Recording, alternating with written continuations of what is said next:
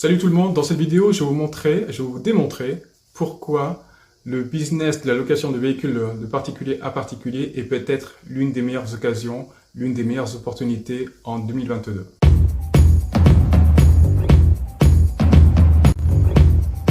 Il ne vous a pas échappé que les véhicules neufs et d'occasion sont devenus de plus en plus chers, mais là je vais plutôt m'attarder sur les véhicules neufs. Le président directeur général de Renault, du groupe Renault, a clairement dit « Le but actuellement, c'est de vendre moins de véhicules, mais les vendre plus cher. » Et c'est comme ça que, justement, que depuis la pandémie, ils arrivent à, malgré des retards de production, malgré des retards de livraison, les grands constructeurs automobiles font des marges pas possibles. Même Dacia, qui est plutôt une marque low cost, affiche des prix de plus en plus élevés. Alors, vous inquiétez pas, vous aurez votre véhicule si vous êtes prêt à débourser des gros montants de mensualité ou si tout simplement vous basculez dans une pseudo-facilité qui est la location avec option d'achat ou location longue durée. C'est tout bénef pour les grands groupes, les grands constructeurs, puisque la voiture a plusieurs vies professionnelles. Lors de la première location longue durée, ou LOA, peu importe le statut, elle va ramener chaque mois de l'argent à la marque.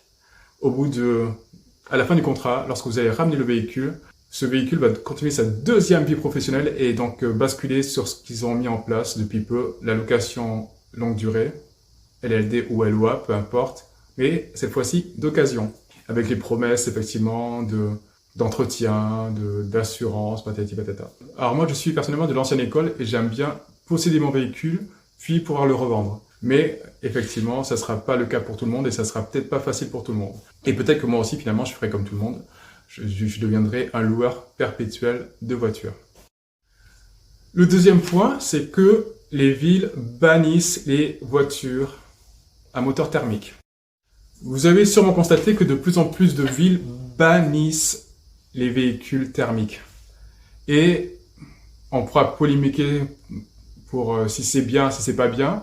Moi, personnellement, je suis pour. Ça peut choquer, loueur de voiture, mais pour les ZFE, les zones à faible émission. Pourquoi je dis ça? Parce que tout simplement, j'ai visité Londres il y a quelques années de cela, et c'est une politique qu'ils ont mis en place depuis un bout de temps. C'est-à-dire que l'accès au centre-ville est grosso modo limité, parce qu'il y a un péage qui est onéreux à payer, et grosso modo, les seules personnes qui arrivent à circuler en voiture, c'est souvent des gens qui sont fortunés. Bon, après, ça fait un petit peu, effectivement, du favoritisme. Mais voilà. Mais en tout cas, quoi qu'il en soit, ça fait de Londres une ville agréable pour les piétons, une ville agréable à vivre, avec justement peu de circulation, peu de nuisances sonores. Enfin, du moins, c'est ce que j'en ai retenu. Donc, oui, moi, je suis plutôt pour les ZFE. Alors, tout ça pour dire que, justement, avec les centres-villes qui bannissent les véhicules thermiques, les citadins n'ont quasiment pas beaucoup d'intérêt à avoir une voiture. En plus, il faut la garer. La garer sur le trottoir, c'est quasiment fini. Quasiment toutes les villes ont une voirie payante. Donc voilà, la petite supérette, elle est à côté. L'enfant et les gamins sont dans une école pas trop loin. Tout simplement, ils prennent leur vélo, trottinette, le bus, le tramway, RER, enfin voilà. Ils prennent les transports en commun. C'est plus économique pour eux. Et au final, c'est ce dont ils ont besoin. Mais il y a quand même un usage occasionnel. Quand on veut aller à Ikea, qui est à l'autre bout du département, quand on veut partir en vacances, oui, on a besoin de véhicules. Donc effectivement, on a besoin de véhicules qu'on loue à l'heure, à la journée. Mais voilà, un usage ponctuel. Le troisième point qui fait que vous avez intérêt, effectivement, si vous le souhaitez, louer des véhicules de particulier à particulier, c'est que pour des raisons climatiques, pour des raisons économiques, pour des raisons pratiques, de plus en plus de personnes se tournent vers des moteurs électriques. Alors, pour personnellement posséder un véhicule électrique, c'est vrai que c'est un confort inédit, d'une souplesse, du couple, il y a tout ce que franchement c'est très fun à conduire. L'inconvénient pour moi, c'est que le rayon d'autonomie est quand même assez court, même s'ils affichent des gros montants d'autonomie, des fois des 300, 400, 500 km, mais dès que vous appuyez sur la pédale, voilà, ça se réduit fortement.